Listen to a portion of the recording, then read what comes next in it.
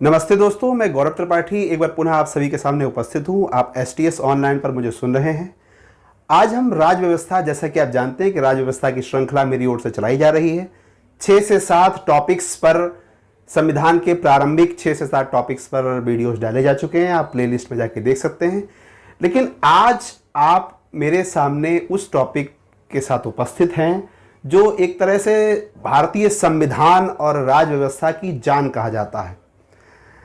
अगर थोड़ा सा भूमिका के आधार पर मैं आपसे कहूं या आपको बताने का प्रयास करूं कि भारतीय संविधान में अधिकार का क्या महत्व है, तो आप ऐसे कह सकते हैं कि जिस प्रकार आपके लिए भोजन आवश्यक है, पानी पीना आवश्यक है, सांस लेना आवश्यक है, यह कहना बिल्कुल भी अतिशयोक्त नहीं होगा कि कोई भी व्यक्ति जो पेपर सेट करता है, किसी भी वनडे एग्जाम का, किसी भी आयोग का पेपर सेट करता है, उस व्यक्ति के लिए एक प्रकार से मजबूरी और आवश्यकता हो जाती है मूल अधिकार से प्रश्नों को परीक्षा में उतारने की।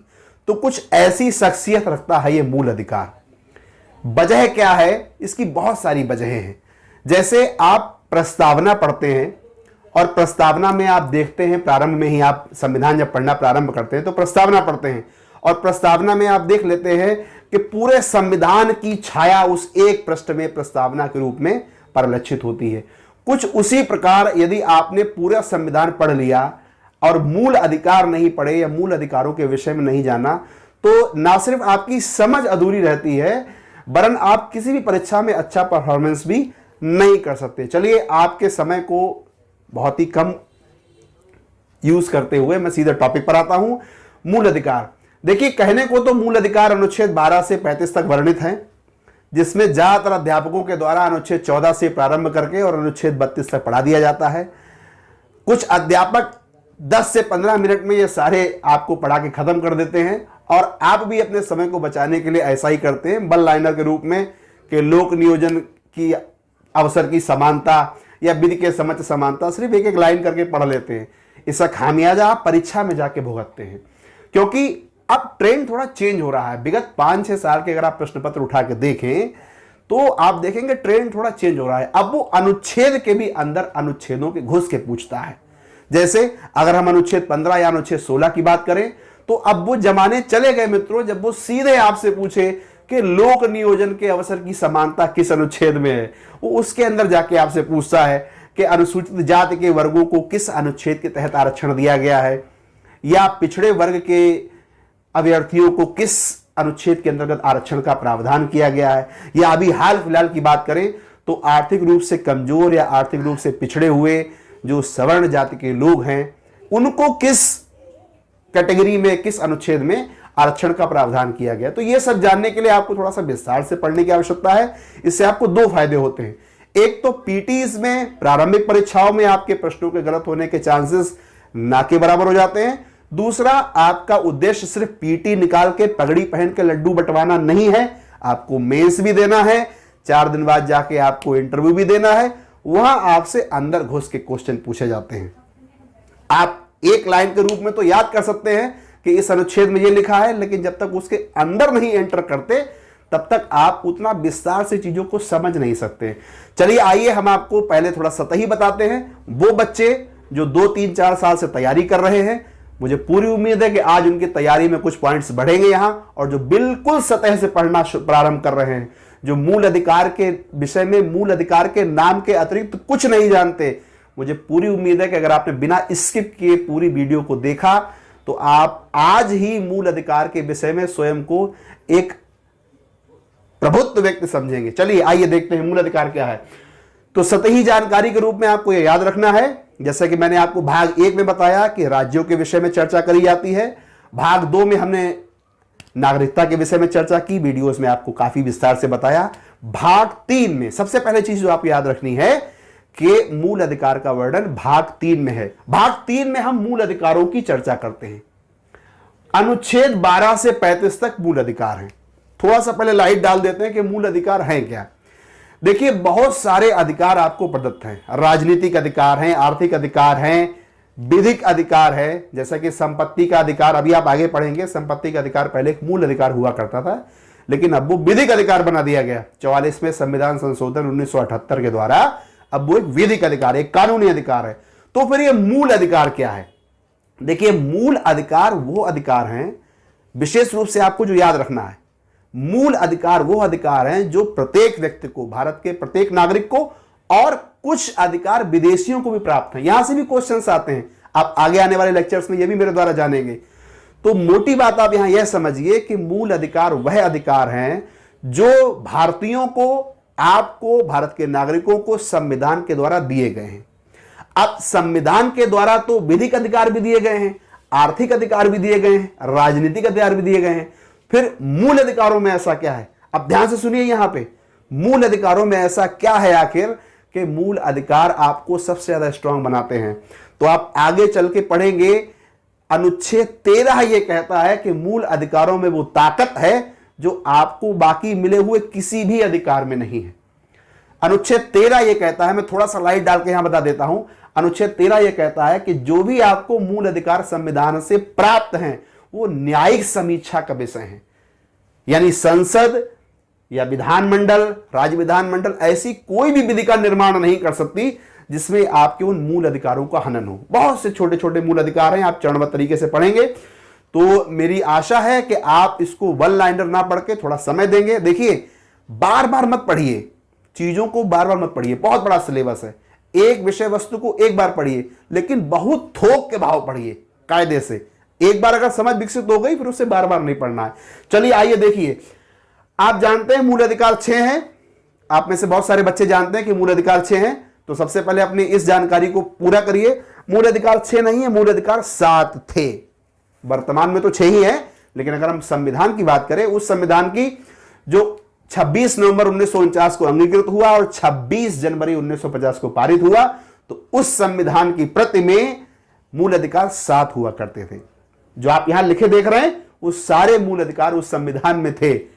समानता का अधिकार, स्वतंत्रता का अधिकार, शोषण के विरुद्ध अधिकार, धर्म की स्वतंत्रता का अधिकार, संस्कृति और शिक्षा संबंधी अधिकार, संपत्ति का अधिकार और संवैधानिक उपचारों का अधिकार। इसमें जो आप नंबर 6 पर देख रहे हैं, यह संपत्ति का अधिकार, अनुच्छेद 31। अब बहुत आराम से सुनिए, यहां पर यह अनुच्छेद 31 संपत्ति का अधिकार, एक तो ये यहां पर उल्लेखित है, ये 2 जगह पर उल्लेखित है। एक तो ये यहां पर उल्लेखित है अनुच्छेद 31 में, एक अलग से सेगमेंट था संपत्ति का अधिकार का। और जब आप स्वतंत्रता का अधिकार पढ़ेंगे, स्वतंत्रता का अधिकार, तो वहां पर भी एक सब ब्लॉक, एक सब आर्टिकल आता है, मतलब आर्टिकल का भी एक आर्टिकल आता है 19(1)(4। आगे पढ़ेंगे आप, तो ये 19(1)(4) और ये 31, ये दोनों ही आर्टिकल संपत्ति के अधिकार से संबंधित थे, जो 44वें संविधान संशोधन, मैंने यहां लिखा नहीं, आप नोट करें, पुनः बोल रहा हूं, 44वें संविधान संशोधन 1978 के द्वारा इन मूल अधिकारों की श्रेणी से हटा लिए गए और इनको एक विधिक यानी कानूनी अधिकार बना दिया गया। अनुच्छेद भी आप चाहे नोट कर लें, अनुच्छेद 300 का के अंतर्गत, अनुच्छेद 300 सब ब्लॉक का के अंतर्गत इनको एक विधिक अधिकार बना दिया गया। तो मैंने यहां लिखे अवश्य 7 हैं, लेकिन अगर वर्तमान परिदृश्य की बात करें, पेपर में यदि आ जाए तो आपको तो आज की डेट का आंसर करना है, तो मूल अधिकार कुल 6 हैं। और यह संपत्ति का अधिकार जो मैंने यहां लिखा है, यह वर्तमान में मूल अधिकार की श्रेणी में नहीं आता है। चलिए फटाफट आते हैं अनुच्छेद की तरफ। अनुच्छेद 12 से 35 मूल अधिकारों का वर्णन किया गया है। अनुच्छेद 12 और 13 को कई सारे लोग छोड़ देते हैं, पढ़ाने से भी छोड़ देते हैं, और बच्चे भी पढ़ने में बड़ा इंटरेस्ट नहीं लेते हैं। सबसे पहले 12 पढ़िए और उसका 13 पढ़िए, फिर कूदिए 14 की तरफ। आइए 12 क्या कहता है। देखिए, अनुच्छेद 12 हो, ध्यान से सुनिए, अनुच्छेद 12 हो जो कि मूल अधिकार का पहला अनुच्छेद हो, या अनुच्छेद 36 हो। अब 36 क्यों बोल रहे हैं मार साहब, यहां 36 की तो कोई चर्चा ही नहीं हो रही है। जब आप इसके बाद अगला भाग पढ़ेंगे, यानी भाग 4, जो कि राज्य के नीति निर्देशक तत्वों से संबंधित है, तो उसका पहला अनुच्छेद अर्थात अनुच्छेद 36 और मूल अधिकारों का पहला अनुच्छेद अर्थात अनुच्छेद 12, ये दोनों ही राज्य शब्द को निर्धारित करते हैं। कि यहां जो राज्य शब्द बार बार प्रयोग किया गया है, आप बहुत सारे अधिकार भी पढ़ेंगे, उसे बार बार राज्य राज्य राज्य बोला गया है। तो इस राज्य शब्द की परिभाषा बताई गई है। क्या है राज्य? वह राज्य नहीं है जिसमें आप रहते हैं। जिस राज्य में आप रहते हैं, बिहार, पंजाब, बंगाल, उस राज्य की यहां चर्चा नहीं हो रही है। राज्य शब्द में कितनी कैटेगरीज हैं वो यहां उल्लेखित करी गई है। कौन कौन सी कैटेगरीज हैं? तो राज्य में आपका संसद आ सकता है, संसद कोई विधि बनाए, या संसद आपके मूल अधिकारों का हनन करे, या उससे संबंधित किसी चर्चा में प्रतिभाग करे। संविधान राज्य विधानमंडल हो यानी राज्य सरकारें हो, केंद्र सरकार यानी कि संसद, राज्य सरकारें यानी कि राज्य विधानमंडल हो। अब राज्य विधानमंडल के बाद स्थानीय निकाय आते हैं, तो स्थानीय निकाय हो, ये स्थानीय निकायों में आप जानते हैं नगर पालिकाएं और पंचायतें आती हैं, तो स्थानीय निकाय हो, या और बहुत सारी बॉडीज आपकी जैसे ओएनजीसी, गेल, भेल, एलआईसी, ये सब राज्य के अंतर्गत आते हैं। मोटे तौर पे आप ये कह सकते हैं कि वो कोई भी बॉडी जो आपको कोई सेवा प्रदत्त करती है, आपके मूल अधिकारों को आपको देती है या वंचित करने की स्थिति पैदा करती है, वो सभी बॉडीज जो आपसे डायरेक्टली या इनडायरेक्टली इंटरेक्ट करती हैं, जुड़ती हैं, वो राज्य के अंतर्गत आती हैं। तो इसको आप लिखें और अच्छे से याद करें, क्योंकि जब आप सतह आप अंदर राज्य राज्य राज्य पढ़ते हैं और सतह ही आप उसकी समझ नहीं पाते हैं। तो अनुच्छेद 12 राज्य शब्द की परिभाषा को उल्लेखित करता है। मोटा मोटा लिखें कि अनुच्छेद 12 राज्य शब्द की परिभाषा को उल्लेखित करता है। अनुच्छेद 13 में आइए। अनुच्छेद 13 को आप एक तरीके से आधी जान कह सकते हैं। आप मूल अधिकार तो बहुत सारे पढ़ेंगे, लेकिन एक चीज समझ लीजिए पहले से ही कि अनुच्छेद 13 आधी जान, अनुच्छेद 32 बची हुई आधी जान, बाकी सब झूठे कहानी। जितना आप पढ़ेंगे ना मूल अधिकार में, जितनी भी आप कहानी पढ़ेंगे वो सब झूठे कहानी है अगर अनुच्छेद 13 और अनुच्छेद 32 नहीं होते। तो अनुच्छेद 13 और 32 क्या है, चुटकियों में आपको समझा दे रहे हैं, आप बिल्कुल ऐसे समझ जाएंगे कि फिर भूलेंगे नहीं। देखो, मैंने प्रारंभ में ही आपको बताया कि अनुच्छेद 13 ही वो खूबी रखता है जो मूल अधिकारों को बाकी समस्त अधिकारों से अलग करता है। तो भैया अनुच्छेद 13 है क्या? अनुच्छेद 13 चिल्ला चिल्ला के ये चीज कहता है, आप भी इसे चिल्ला चिल्ला के लिखें कि मूल अधिकार न्यायिक समीक्षा के अंतर्गत आते हैं। मूल अधिकार न्यायिक समीक्षा के अंतर्गत आते हैं। क्यों आते हैं?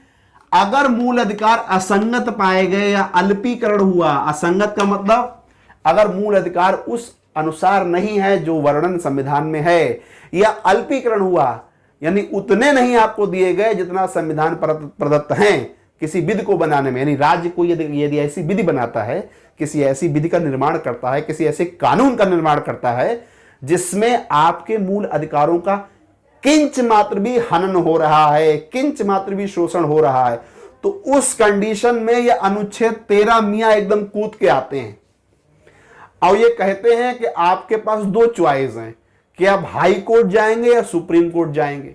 समझ रहे हैं? अनुच्छेद 13 ये कहता है कि अगर आपके किसी भी मूल अधिकार का हनन हो रहा है तो आप हाई कोर्ट और सुप्रीम कोर्ट दोनों ही दरवाजे खटखटाने के लिए स्वतंत्र हैं। अगर आप सुप्रीम कोर्ट का दरवाजा खटखटाते हैं तो अनुच्छेद 32 के अनुसार सुप्रीम कोर्ट उसकी न्यायिक समीक्षा करेगा। अगर आप हाई कोर्ट का दरवाजा खटखटाते हैं तो हाई कोर्ट अनुच्छेद 226 के तहत उसकी न्यायिक समीक्षा करेगा। बहुत ताकत है इस अनुच्छेद 13 में। हल्के हल्के आप जब अनुच्छेद 32 तक पहुंचेंगे तो उसकी ताकत को अच्छी तरीके से समझ जाएंगे।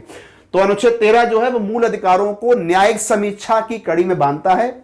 आपसे पूछा जाए प्रश्न कि मूल अधिकार न्यायिक समीक्षा की परिधि में आते हैं या किस अनुच्छेद में लिखा है, आप बिल्कुल जोशमंदी के साथ टिक लगा दें अनुच्छेद 13 पे, आर्टिकल 13। आइए अनुच्छेद 14 जो कि हमारे मेन अनुच्छेद है, वहां से हम प्रारंभ करते हैं। जैसा कि मैंने आपको बताया कि हमारे 6 मूल अधिकार हैं: समानता, स्वतंत्रता, शोषण के विरुद्ध अधिकार, धर्म की स्वतंत्रता, संस्कृति और संवैधानिक उपचारों का अधिकार। तो जो समानता का अधिकार और स्वतंत्रता का अधिकार है, थोड़ा सा ध्यान दें यहां पर। कहने को तो ये 6 अधिकार हैं और कहने को आप एक ही लेक्चर में 30 मिनट या 40 मिनट में ये सब पढ़ लेते हैं, लेकिन अगर आपको बहुत डिटेल से इसको समझना है तो आप इन 2 अधिकारों को अलग से पढ़ें, यानी समानता का अधिकार अनुच्छेद 14 से 18 और स्वतंत्रता का अधिकार अनुच्छेद 19 से 22। 4-4, 5-5 अधिकार हैं। तो मेरे द्वारा आपको इस लेक्चर में समानता के सारे अधिकार समझाए जाएंगे और एक अगला लेक्चर आएगा उसमें सिर्फ स्वतंत्रता के अधिकार समझाए जाएंगे और फिर तीसरे लेक्चर में बाकी के जितने अधिकार हैं वो सब आपको बताए जाएंगे। तो देखिए, जैसा कि आप देख रहे हैं, अनुच्छेद 14 से 18 यानी 14, 15, 16, 17 और 18, 5 अनुच्छेद हमको संविधान में समानता के अधिकार के बारे में वर्णन करते हैं। समानता का अधिकार का मतलब सबके साथ एक जैसी समानता हो, कोई भेदभाव ना हो। अनुच्छेद 14, अब देखिए अनुच्छेद 14 में हम एक रटी रटाई लाइन पढ़ते हैं, ध्यान से सुनिए। आप में से बहुत से बच्चे इस रटी रटाई लाइन के शिकार हैं, इसीलिए मैं बोल रहा हूं। हम में से बहुत से बच्चे, आप में से बहुत से बच्चे रटी रटाई लाइन पढ़ते हैं। अनुच्छेद 14 विधि के समक्ष समानता, अनुच्छेद 14 विधि के समक्ष समानता, ये भैया आधी लाइन है, पूरी लाइन ही यहां लिखी है, ध्यान से पढ़िए। विधि के समक्ष समानता और विधियों का समान संरक्षण। अब देखिए प्रश्न कैसे आता है, ध्यान से सुनिए। अनुच्छेद 14 कहता है विधि के समक्ष समानता और विधियों का समान संरक्षण। अब प्रश्नों से आपसे पूछ दिया कि अनुच्छेद 14 में वर्णित विधि के समक्ष समानता किस देश के मूल से लिया गया है, या विधि के समक्ष समानता का विचार किस देश की देन है। और आप में से लगभग सब बच्चों के दिमाग में सेट होता है कि हमने तो संविधान के स्रोत पढ़े हैं और खूब अच्छे से पढ़ा है कि मूल अधिकार तो भैया अमेरिका के संविधान से मिले, तो मारो टिका। लेकिन आप गलत कर बैठेंगे।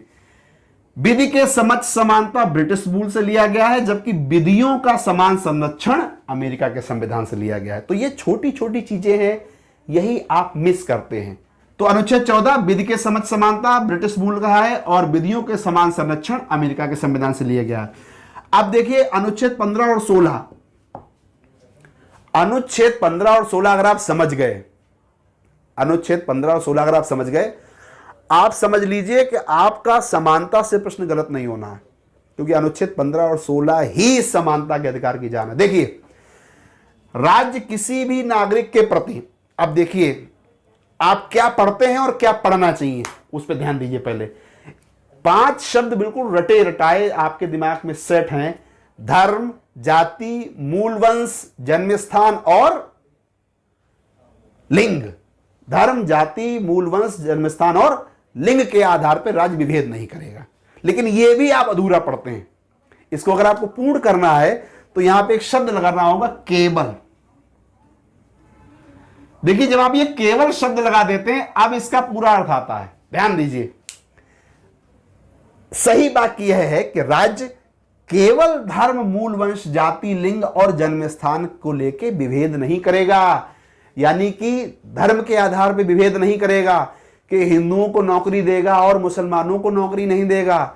जन्म स्थान के आधार पर विभेद नहीं करेगा, लिंग के आधार पर विभेद नहीं करेगा। लेकिन कुछ अपवाद भी जोड़ दिए गए हैं, जो आप पढ़ते हैं ना कि अनुच्छेद 15(3) के अनुसार अनुसूचित जाति को आरक्षण दिया गया है, 15(4) के अनुसार पिछड़ा वर्ग यानी ओबीसी को आरक्षण दिया गया है। अभी बिल्कुल नया ऐड हुआ, जैसे कि मैंने प्रारंभ में आपको बताया, 15(6) के अनुसार जो आपकी ईडब्ल्यूएस हैं, आर्थिक रूप से पिछड़े सवर्ण जात के लोग हैं, उनको आरक्षण दिया गया है, जिनकी 8 लाख से कम आयु होती है, वार्षिक आय होती है। तो ये जो सब ब्लॉक्स आप पढ़ रहे हैं, 15(3), 15(4), 15(6), ये यहीं से निकल के आते हैं। मोटे तौर पे तो आप ये कह सकते हैं कि धर्म, मूल वंश, जाति, लिंग और जन्म स्थान के आधार पर विभेद नहीं होगा। लेकिन जब आप ये केवल शब्द पढ़ते हैं, तब आप इनमें जो अपवाद छुपे हुए हैं उन पे ध्यान दे पाते हैं। अब अपवाद क्या है, ध्यान से सुनिए। अपवाद ये हैं 3 कि राज्य को यह अधिकार है, राज्य को यह अधिकार है कि वो बच्चों के लिए और महिलाओं के लिए विशेष उपबंध कर सकता है। अब आप ध्यान दीजिए, समझ जाएंगे भी आप। ये अपवाद ही राज्यों को, महिलाओं को स्थानीय निकायों में आरक्षण की सुविधा देता है। आप जानते हैं, देखते हैं कि स्थानीय निकायों में महिलाओं को आरक्षण है, वो इसी आर्टिकल 15 के इस अपवाद की वजह से। पिछड़े वर्गों, अनुसूचित जाति, अनुसूचित जनजाति के लिए विशेष उपबंध है। विधानसभा में सीटों का मसला हो या संस्थानों में शुल्क माफी हो, जैसा कि आपने देखा होगा, आप आए दिन दिनचर्या में पढ़ते ही हैं कि फलाना सेंटर में अनुसूचित जाति के या अनुसूचित जनजाति के या पिछड़े वर्गों के लिए वजीफे की सुविधा है या उनकी शुल्क कम है। किसी का शुल्क 10,000 है तो उनका शुल्क, उन कैटेगरीज का शुल्क 5,000 है या 6,000 है, शुल्क में छूट दी जाती है। तो उनको संस्थानें ऐसे ही नहीं दे रही हैं, उन वर्गों के मौलिक अधिकार हैं, मूल अधिकार है उनका। किसमें? इस अपवाद में, आर्टिकल 15 में। आर्टिकल 15 का तीसरा अपवाद क्या है कि पिछड़े वर्गों, अनुसूचित जाति, अनुसूचित जनजाति के लिए विशेष उपबंध किस आधार पे है? शैक्षिक संस्थानों में प्रवेश में छूट है, उनको प्रवेश में भी छूट मिलेगी। तो ये 3 अपवाद हैं और अनुच्छेद 15 को हम इस केवल के साथ पढ़ते हैं। अनुच्छेद 16 पे आते हैं, लोक नियोजन विषय में अवसर की समानता। जैसा कि आप पढ़े हैं, लोक नियोजन विषय में अवसर की समानता। अगर हम इसके शाब्दिक अर्थ पे जाते हैं तो यह कहता है कि अवसर सबको एक बराबर दिए जाएंगे, किसी को कम अवसर नहीं होंगे, किसी को ज्यादा नहीं होंगे। लोक नियोजन से तात्पर्य यहां सरकारी नौकरी से। लेकिन यहां पर भी आपको दो अपवाद पढ़ना बहुत आवश्यक है। कौन से दो अपवाद? पहला कि किसी विशेष रोजगार के लिए निवास की शर्त राज्य लगा सकता है। कोई ऐसा विशेष रोजगार है जिसमें निवास की शर्त लगा सकता है, यानी दिल्ली वालों से ही दिल्ली की किसी नौकरी में अप्लाई कराएं। स्पेशली अगर हम उत्तर पूर्व की बात करें तो मणिपुर वालों से ही वहां की अप्लाई कराएं, या जो 7-8 राज्य हैं उत्तर पूर्व के, किसी ऐसी नौकरी को जहां पे उन राज्यों से ही आवेदन कराएं। तो ये सब अधिकार हैं, राज्य को ये अधिकार दिए गए हैं कि वो इस विषय उपबंध बना सकते हैं, प्रावधान बना सकते हैं। और लोक नियोजन विषयों में ये अपवाद ऐड कर दिए गए हैं। नियुक्तियों में आरक्षण, अब देखिए ध्यान से, बहुत ध्यान से देखिए, आप जितने भी आरक्षण सुनते हैं या मेरे द्वारा आपको भी बताए गए हैं, जैसा मैंने आपको बताया, मैं लिख भी देता हूं यहां पे, आप नोट कर लीजिए। ये प्रश्न बहुत पूछे जाते हैं, मैं यहां लिख देता हूं, आप नोट करिए। बहुत प्रश्न पूछे जाते हैं। देखिए, एससी यानी अनुसूचित जाति के आरक्षण है 15(3) और 16(3) से।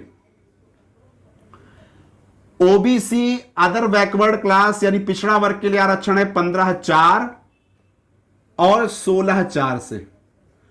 और बिल्कुल ताजा जो आर्थिक रूप से कमजोर सवर्ण वर्ग के लोग हैं, अभी तक नहीं पूछा गया है, घोट के घड़घड़ा कैसे पी जाइए, क्योंकि बहुत ही जल्दी ये क्वेश्चन आपको दिखने वाला है। आर्टिकल 15(6) और 16(6) में यह कहा गया है, आर्टिकल 15(6), 16(6) में यह कहा गया है कि सवर्णों को जिनकी वार्षिक आय, जिनकी परिवार की वार्षिक आय 8 लाख या उससे कम है, वो इस कैटेगरीज में आते हैं। ठीक है, उनको आरक्षण मिलेगा 10%, और वो 10% जो आरक्षण के मूल प्रावधान है, यानी 50% की कैटेगरी जो निर्धारित है उसके अंदर रहेगा।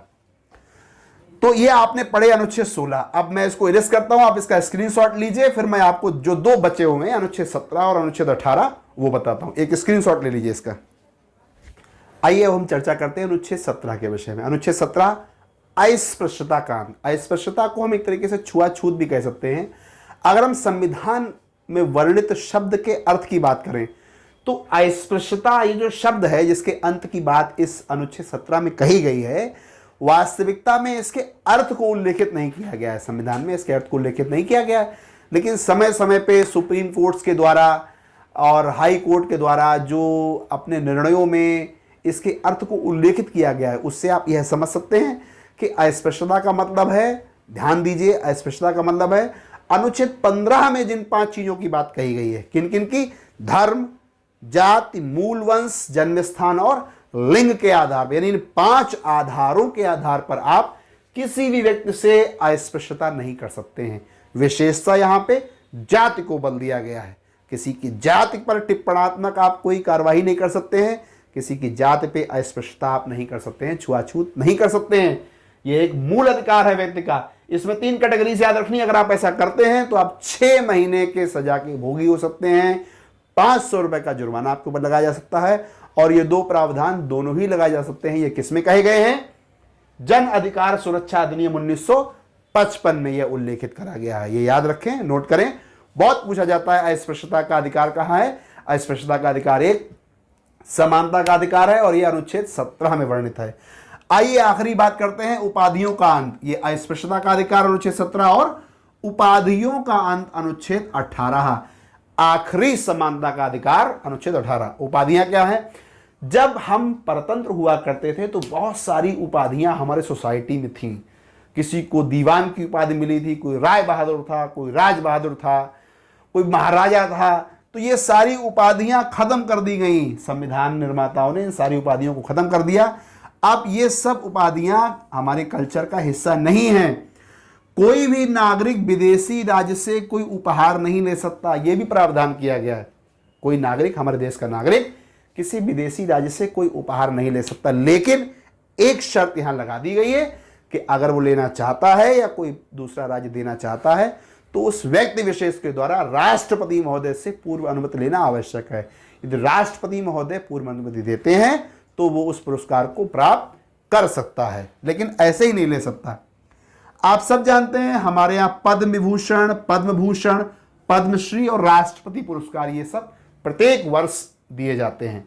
तो कोई भी व्यक्ति उपाधियों के अंत की श्रेणी में यह भी आता है कि कोई भी व्यक्ति इन कैटेगरीज के अवार्ड्स को, यानी पद्मश्री, पद्म भूषण, पद्म विभूषण, जो ये राष्ट्रीय सर्वोच्च राष्ट्रीय पुरस्कार हैं, इनको अपने नाम के प्रत्यय में या उपसर्ग में, यानी नाम से पहले, जैसे कोई XYZ पर्सन है और उनको पद्मश्री मिला है, तो वो अपने नाम को कहीं भी पद्मश्री XYZ नहीं कह सकते हैं, उनको सिर्फ अपना नाम लेना है। पद्मश्री विजेता तो वो हैं, लेकिन वो लिखित रूप से कभी भी अपने नाम के पहले या बाद में उस शब्द को उल्लेखित नहीं कर सकते। तो यह प्रावधान भी यहां दिया गया है। हाँ, कोई डॉक्टर है, इंजीनियर है, शिक्षक है या एडवोकेट है, वो ये शब्द जो है अपने नाम के पहले या बाद में प्रयोग कर सकते हैं। क्यों? क्योंकि ये उनके द्वारा अर्जित किए गए हैं।